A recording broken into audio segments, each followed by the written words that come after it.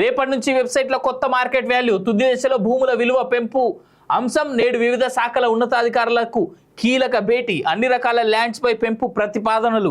30 నుంచి 200% వరకు పెరిగే ఛాన్స్. భూసేకరణపై ప్రభావం పడే అవకాశం. రాష్ట్రంలో భూముల మార్కెట్ విలువ పెంపు ప్రక్రియ తుద్దశకు చేరుకున్నది. నేడు వివిధ శాఖల ఉన్నతాధికారులు భేటీ కానున్నారు. అన్ని పెరిగిన ధరలను రేపటి నుంచే వెబ్సైట్లో అందుబాటులోకి తెచ్చే ఛాన్స్ ఉన్నదంటూ చూస్తూ ఉన్నాం. 2వ పేజీలోనే ఉన్నది. రానటువంటి రోజుల్లో పేదోడిగా భూమి కొనేటువంటి అవకాశం కూడా కనబడతలేదు అయ్యా నాకు.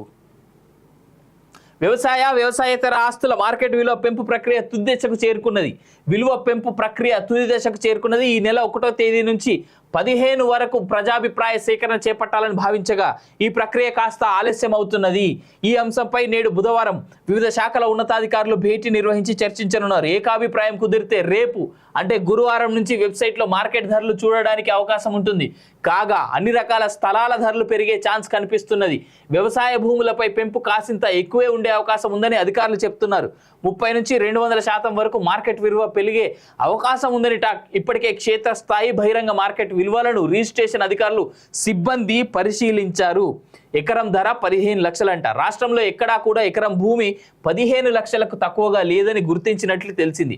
అందుకే ఎకరానికి కనిష్టంగా 4 లక్షల మార్కెట్ వాల్యూ నిర్ణయించనున్నట్లు సమాచారం.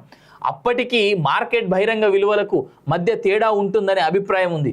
మరో 2-3 రోజుల్లో ఏ ప్రాంతంలో ఎంత మేర ధరలను నిర్ణయించాలనే విషయం వెల్లడి కానుంది. భూసేకరణపై ప్రభావం. గత ప్రభుత్వం అనేక ప్రాజెక్టుల కింద భూసేకరణ పేరిట వేలాది ఎకరాలను రైతుల నుంచి స్వాధీనం చేసుకున్నది.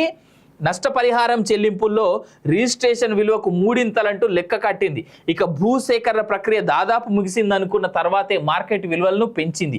8 ఏళ్ల తర్వాత తొలిసారి రిజిస్ట్రేషన్ విలువలను పెంచుతున్నట్లు సమర్థించుకున్నారు. రిజిస్ట్రేషన్ ఫీజులపై అధ్యయనం చేశామంటూ స్టాంప్ డ్యూటీని 6 నుంచి 7.5% పెంచారు. అలాగే మిగతా అన్ని రకాల డీడ్స్కి స్టాంప్ డ్యూటీని పెంచారు. అప్పట్లో సీబ్ రిజిస్ట్రార్లు తహసీల్దార్ల నుంచి ఎలాంటి ఫీడ్బ్యాక్ తీసుకోకుండానే ఉన్నతాధికారులే ధరలను పెంచారని ఆరోపణలు ఉన్నాయి. ఇప్పుడేమో స్టాంప్స్ అండ్ రిజిస్ట్రేషన్ రెవెన్యూ శాఖలు సమన్వయంగా పనిచేస్తున్నారు. మరోవైపు మార్కెట్ విలువ పెంపు భారం ప్రభుత్వంపై కూడా పడే అవకాశం ఉన్నందున ప్రధానంగా రీజనల్ రింగ్ రోడ్డు కోసం సేకరించనున్న భూములకు చెల్లించాల్సిన నష్టపరిహారం పెరగనున్నది. దీంతో భూసేకరణకు 3 ఖర్చు పెరగొచ్చని అంచనా.